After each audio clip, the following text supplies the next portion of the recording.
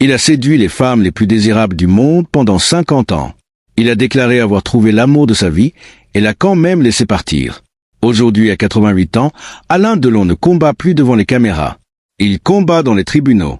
Ses propres enfants contre la femme qui partage sa vie depuis 17 ans. Une fortune colossale.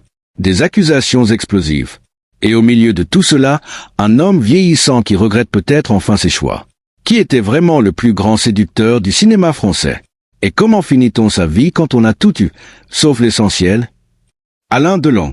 Ce nom résonne comme une promesse de beauté, de danger et de mystère dans l'inconscient collectif de plusieurs générations de cinéphiles à travers le monde entier. Pour des millions de personnes, il incarne l'idéal masculin français dans sa version la plus absolue et la plus troublante. Les yeux bleus perçants. La mâchoire parfaite. Cette aura de danger froid et contrôlé qui fascinait autant qu'elle intimidait. Un homme que les femmes les plus désirables de la planète ont aimé, que les réalisateurs les plus exigeants ont choisi et que le public mondial a adulé pendant plus de 5 décennies sans discontinuer. Mais derrière cette façade d'une perfection presque irritante se cachait une histoire d'enfance douloureuse et complexe que très peu de gens connaissent vraiment. Une histoire qui explique peut-être mieux que toute analyse cinématographique les choix, les fuites et les contradictions d'un homme que le monde croyait comprendre sans jamais vraiment y parvenir. Alain Fabien Maurice Marcel, Delon est le 8 novembre 1935 à Sceaux, une banlieue tranquille et bourgeoise de Paris. Mais cette tranquillité de façade ne reflète en rien la réalité de son enfance. À seulement 4 ans, en 1939, ses parents divorcent. Une séparation qui brise quelque chose de fondamental dans la vie du petit Alain, quelque chose que la célébrité, l'argent et la gloire ne parviendront jamais totalement à reconstruire. Son père se remarie et lui donne 3 demi-frères. Sa mère fait de même, lui offrant 2 autres demi-frères d'un côté. Et le petit Alain, lui, se retrouve placé dans une famille d'accueil. Pas par nécessité absolue, mais parce que ni l'un ni l'autre de ses parents ne semblent vraiment disposés à assumer pleinement la responsabilité de cet enfant dont la vie vient d'être fracassée en morceaux. Cette expérience dans la famille d'accueil laisse sur Alain Delon une blessure profonde et durable que même les décennies de succès et de reconnaissance internationale ne cicatriseront jamais complètement. Le chef de cette famille d'accueil est gardien de prison à Fresnes dans le Val-de-Marne.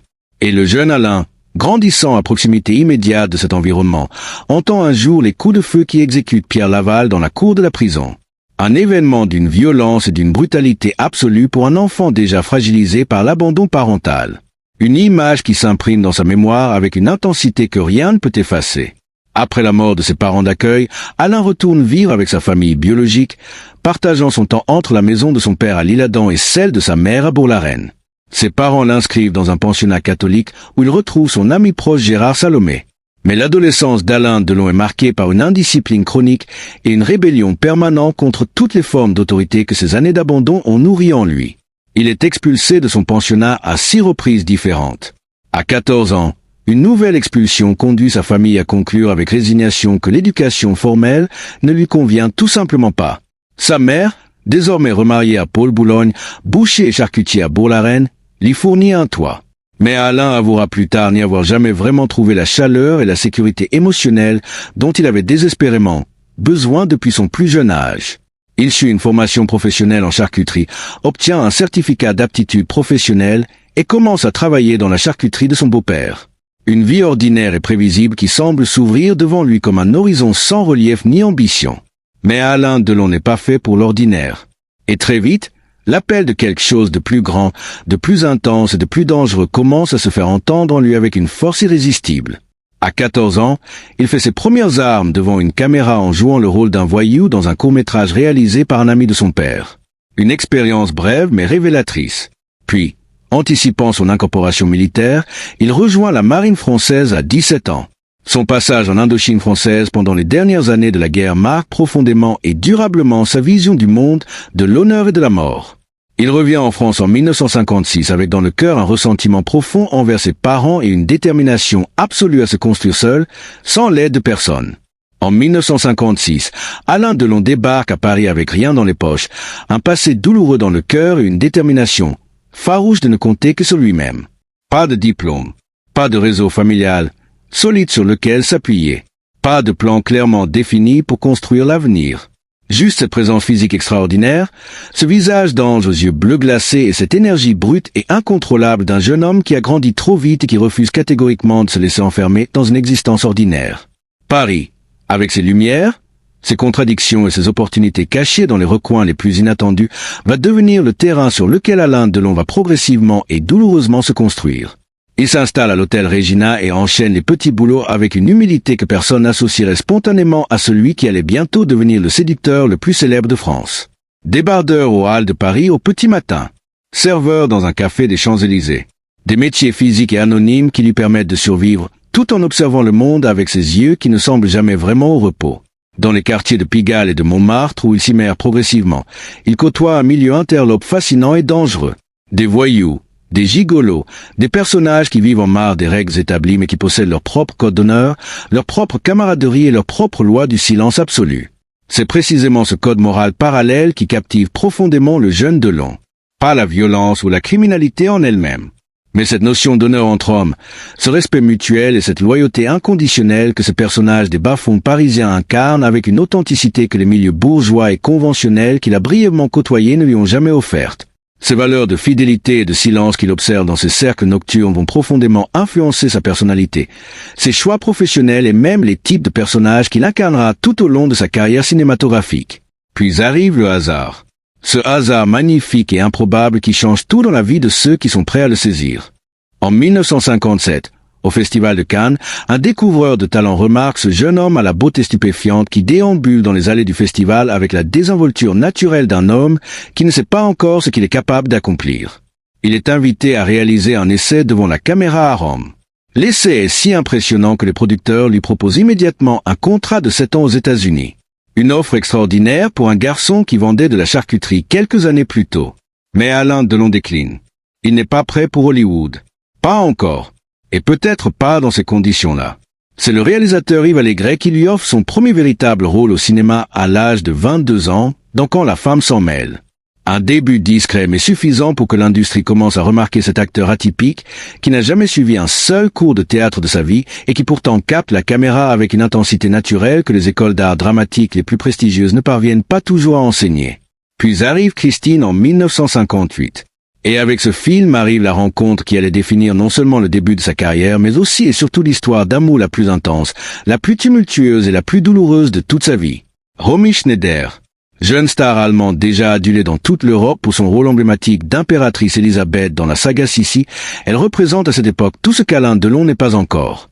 La légitimité artistique internationale, la reconnaissance institutionnelle, la grâce d'une éducation et d'un milieu artistique qui lui ont été transmis depuis l'enfance.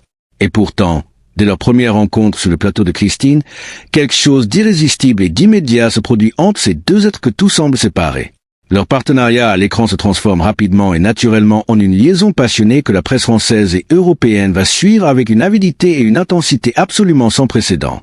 Les fiançailles officielles en 1959 propulsent le couple sous les feux des projecteurs mondiaux. Ils sont surnommés les amants magnifiques, les fiancés éternels, les amants terribles. Des superlatifs qui reflètent parfaitement la nature explosive et dévorante de leur relation. Mais pendant que le monde célèbre ce couple idéal avec enthousiasme, Alain Delon continue de construire méthodiquement sa carrière avec une ambition et une discipline que peu de gens dans son entourage soupçonnent vraiment. La consécration arrive en 1960 avec Plein Soleil, adaptation magistrale du roman de Patricia Highsmith réalisé par René Clément. Un film qui révèle au monde entier l'étendue véritable du talent de cet autodidacte au visage d'ange et au regard de prédateur. Puis vient Rocco et ses frères de Luchino Visconti en 1961, récompensé par le prix spécial du jury au Festival de Venise. Puis Le Guépard en 1963, aux côtés de Burt Lancaster et Claudia Cardinal. En quelques années seulement, le gamin indiscipliné expulsé de 6 pensionnats différents est devenu l'une des étoiles les plus brillantes et les plus recherchées de tout le cinéma européen. Une ascension fulgurante et vertigineuse que même lui n'avait peut-être pas osé imaginer dans ses rêves les plus ambitieux. Si Romy Schneider occupait une place absolument unique et irremplaçable dans le cœur d'Alain Delon, cela ne l'a jamais empêché de mener parallèlement une vie amoureuse d'une complexité et d'une intensité qui aurait épuisé n'importe quel autre homme. Car Delon n'était pas simplement un séducteur au sens superficiel et anecdotique du terme. Il était quelque chose de plus profond, de plus compulsif et de plus troublant que cela. Un homme dont le besoin de conquête et de séduction semblait répondre à une nécessité intérieure aussi fondamentale et aussi irrépressible que la respiration. Comme si chaque nouvelle femme conquise lui permettait momentanément de se sentir vivant, puissant et désirable d'une façon que rien d'autre dans sa vie ne parvenait à lui procurer avec la même intensité. En 1961, pendant sa liaison officielle avec Romy Schneider, Delon entame une relation avec Nico, l'actrice chanteuse et mannequin allemande qui allait plus tard devenir une figure iconique de la scène artistique new-yorkaise des années 1960 en tant que membre du Velvet Underground. De cette liaison naît en 1962 un fils prénommé Christian Aron Boulogne. Mais Delon refuse catégoriquement de reconnaître cet enfant comme étant le sien. Christian sera principalement élevé par les propres parents d'Alain Delon, une situation à la fois paradoxale et révélatrice de la complexité des comportements de cet homme face à ses responsabilités paternelles. En 2001 puis en 2019, Christian Boulogne tentera à 2 reprises d'obtenir une reconnaissance légale de sa paternité devant les tribunaux français. Sans succès. Tragiquement, Christian décédera d'une overdose d'héroïne en mai de l'année concernée à l'âge de 60 ans, emportant avec lui une blessure d'abandon qui n'aura jamais vraiment trouvé de résolution ni de guérison. La même année 1963, alors qu'il est encore fiancé à Romy et simultanément impliqué avec Nico, Delon rencontre Francine Canova, jeune divorcée et mannequin connue professionnellement sous le nom de Nathalie Barthélémy. Une liaison qui se développe rapidement et qui va précipiter la rupture brutale avec Romy. Lorsque Nathalie tombe enceinte, Delon prend une décision qui va choquer son entourage et dévaster Romy. Il l'épouse le 13 août 1964 lors d'une cérémonie discrète. Leur fils Anthony Delon naît le 30 septembre de la même année. Mais ce mariage de convenance, contracté en grande partie sous la pression d'une grossesse rendue publique, ne réussit jamais vraiment à ressembler à un véritable choix d'amour. Nathalie révélera plus tard avec une honnêteté désarmante qu'Alain continuait à montrer une profonde tristesse dans leur relation commune, une mélancolie persistante qui indiquait clairement que son cœur appartenait encore et toujours à Romy Schneider même au sein de leur vie conjugale. Le divorce entre Alain et Nathalie Delon est prononcé officiellement le 14 février 1969. Un 14 février. La date du divorce la plus symboliquement chargée que l'on puisse imaginer pour un homme dont la vie amoureuse ressemblait déjà à un roman feuilleton aux rebondissements aussi nombreux qu'imprévisibles. Mais bien avant cette date officielle, Delon avait déjà tourné la page depuis longtemps. Car en octobre 1968, pendant le tournage d'un film qui allait devenir l'un des thrillers érotiques les plus mémorables du cinéma français, quelque chose de nouveau et d'inattendu s'était produit dans sa vie sentimentale. La piscine. Un film. Une rencontre. Mireille d'Arc. Actrice française d'une beauté lumineuse et d'un charme naturel qui tranche avec l'image de femme fatale que le cinéma de l'époque impose souvent à ses actrices les plus désirables. Delon l'invite à collaborer sur le projet et ce partenariat professionnel se transforme rapidement en quelque chose de profondément personnel et de beaucoup plus stable que tout ce qu'il avait connu jusque-là dans ses relations amoureuses tumultueuses. La relation entre Alain Delon et Mireille d'Arc va durer jusqu'en 1982. 14 ans. De loin la liaison la plus longue et la plus stable de toute la vie amoureuse chaotique et fragmentée de cet homme qui semble incapable de tenir en place plus de quelques années dans les bras d'une même femme. Mais même pendant ces 14 années avec Mireille d'Arc, Delon ne renonce jamais totalement à sa nature fondamentalement inconstante. Il entretient simultanément une relation avec Madeleine Bamy, danseuse et actrice originaire de Guadeloupe, rencontrée elle aussi sur le tournage de La Piscine. Ce triangle amoureux complexe et inconfortable prend fin en 1971 lorsque Madeleine décide de quitter Delon pour devenir plus tard la compagne du légendaire chanteur Jacques Brel. Les complexités de cette relation triangulaire inspirent même directement un film, Les Amours en 1969, dans lequel Delon et D'Arc jouent ensemble et dont Mireille écrit le scénario sous son vrai nom Mireille est grosse. Au-delà de ces relations principales et structurantes, la liste des conquêtes d'Alain Delon pendant les années les plus glorieuses de sa carrière ressemble à un catalogue vertigineux des femmes les plus désirables et les plus talentueuses de leur époque. Anne-Marie Coffinet, Lana Wood, sœur de Nathalie Wood, l'actrice Anne Parillo, Catherine Bligny, et puis les liaisons plus éphémères mais non moins réelles avec des femmes dont les noms résonnent comme autant de chapitres d'une vie menée à une vitesse et une intensité que peu d'hommes auraient pu soutenir. Brigitte Bardot, avec qui il partage l'écran et, selon certaines sources, bien davantage. Lorraine Bacall, Ursula Andress, Claudia Cardinal, Marianne Faithfull, au grand désarroi de son petit ami Mick Jagger pendant le tournage de Girl on a Motorcycle. Et même, selon certains témoignages de l'époque, Jane Fonda et Lana Wood. Dans une interview de 2018 annonçant sa retraite du cinéma, Alain Delon résume cette période avec une arrogance désarmante et presque comique dans sa franchise absolue. Il déclare sans la moindre hésitation qu'il était très beau, et que toutes les femmes étaient folles de lui de ses 18 ans jusqu'à ses 50 ans. Une déclaration d'une prétention absolue qui aurait choqué venant de n'importe qui d'autre. Mais venant d'Alain Delon, elle provoque davantage le sourire que l'indignation. Parce que les faits, malheureusement pour ceux qui voudraient le contredire, lui donnent en grande partie raison. Puis arrive en 1987 la dernière grande relation officielle de sa vie. Sur le tournage du clip de sa chanson Comme au cinéma, Delon rencontre Rosalie Van Bremen, un mannequin néerlandais d'une beauté saisissante de 26 ans sa cadette. De leur relation naissent 2 enfants. Anouchka Delon le 25 novembre 1990 et Alain Fabien Delon le 18 mars 1994. Malgré une vie de famille apparemment heureuse et épanouie pendant plusieurs années, la relation prend fin en 2001.